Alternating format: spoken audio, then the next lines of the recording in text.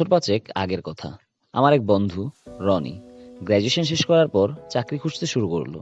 তার রেজাল্ট ভালো, কিন্তু একটা বিরাট দুশ্চিন্তা তাকে ঘায়েল করলো। সে ভাবতো, আমার তো ইংরেজি ফ্লুয়েন্সি ভালো নেই, কর্পোরেট মানেই ইংরেজি মিটিং, ইংরেজি ইমেইল, আমার কি আর চাকরি হবে? এই ভয়টা শুধু রনির নয়, আমাদের দেশের লাখ লাখ চাকরি প্রার্থীর। এটাই হলো কর্পোরেট জগতের প্রথম এবং সবচেয়ে বড় মিথ্যা ধারণা। আজ আমরা বাংলাদেশের কর্পোরেট জগতে প্রচলিত তেমনই তিনটি বিগেস্ট মিথ্যা ধারণা ভাঙব। চলুন শুরু করা যাক।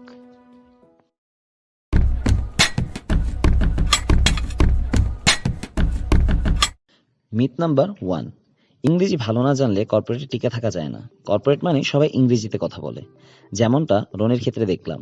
এই মিথটা আমাদের আত্মবিশ্বাস একেবারে কমিয়ে দেয়। মনে রাখবেন, ইংরেজিতে অ্যাকসেন্ট বা ফ্লুয়েন্সি না থাকলে আপনি বাদ পড়ে যাবেন, তা কিন্তু নয়। বাস্তবতা কি? এটা আংশিক সত্য। মাল্টিন্যাশনাল কোম্পানি এমএনসি তাদের বিদেশি ক্লায়েন্ট হ্যান্ডেল করার জন্য ইংরেজি দরকার হয়, কিন্তু আপনার মূল লক্ষ্য হতে হবে ইফেক্টিভ কমিউনিকেশন। বেশিরভাগ স্থানীয় কর্পোরেটে, বিশেষ করে ইন্টারনাল মিটিং এবং টপ ম্যানেজমেন্টের সাথে কথা বলার ক্ষেত্রে বাংলা প্রধান ভাষা হিসেবে ব্যবহৃত হয়। মনে রাখতে হবে, আপনার টেকনিক্যাল বা ডোমেইন দক্ষতা সবসময় ভাষার চেয়ে বেশি মূল্যবান। রনি শেষ পর্যন্ত একটি বড় কোম্পানিতে চাকরি পেয়েছিল, কারণ তার অ্যানালিটিক্যাল স্কিল খুবই ভালো ছিল। মিথ নাম্বার 2, কর্পোরেট চাকরি মানে ভালো বেতন। অনেকে মনে করে কর্পোরেট মানে আকাশ ছোঁয়া স্যালারি। শুধু ভিজিটিং কার্ডে একটি বড় কোম্পানির নাম থাকলেই যেন মাস শেষে লাখ লাখ টাকা ঢুকবে। কিন্তু বাস্তবতা হচ্ছে, এই ধারণা একদম ঠিক নয়। কর্পোরেট শুরু হয় এন্ট্রি লেভেল স্যালারি দিয়ে।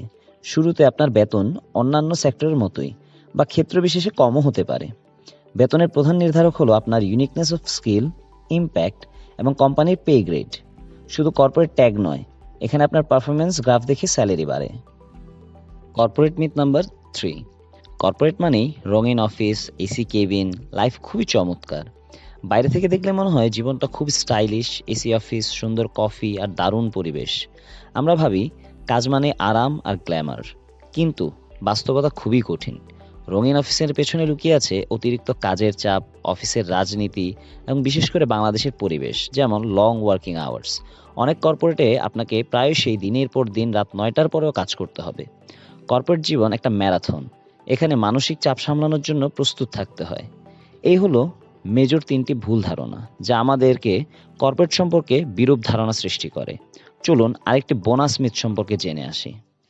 অনেকে আবার মনে করেন, একবার যদি বসের সামনে ভুল করি বা কোনো প্রজেক্টে ব্যর্থ হই, তাহলে আমার প্রমোশন শেষ, ক্যারিয়ার গ্রাফ নেমে গেল। বাস্তবতা কি? একেবারেই মিথ্যা কথা। কর্পোরেট জগতে ভুল করাকে অপরাধ হিসেবে দেখা হয় না, বরং এটাকে লার্নিং অপরচুনিটি হিসেবে দেখা হয়। কোম্পানিগুলো দেখে যে আপনি ভুল করার পর কতটা দ্রুত তা সংশোধন করতে পারছেন, এবং একই ভুল যেন দ্বিতীয়বার না হয় সেই ব্যবস্থা নিচ্ছেন কিনা। ভয় না পেয়ে ভুল থেকে শিক্ষা নেওয়া, এটাই কর্পোরেট কালচার। তাহলে আমরা বলতেই পারি, কর্পোরেট জীবন মানে শুধু গ্ল্যামার, ইংরেজি বলা বা উচ্চ বেতন নয়। এটি কঠোর পরিশ্রম, দক্ষতা অর্জন এবং বাস্তবতার সাথে মানিয়ে চলা একটি প্ল্যাটফর্ম। কর্পোরেটে সফল হতে হলে আপনাকে এই ধরনের মিথ্যে মায়াজাল থেকে বেরিয়ে আসতে হবে। এই মিথ্যেগুলোর মধ্যে কোনটি আপনার কাছে সবচেয়ে রিলেটেবল লাগলো? কমেন্ট করে জানান। আপনার অভিজ্ঞতা শেয়ার করতে পারেন। ভিডিওটা ভালো লাগলে লাইক দিন এবং চ্যানেল সাবস্ক্রাইব করুন। দেখা হবে পরের ভিডিওতে। ধন্যবাদ।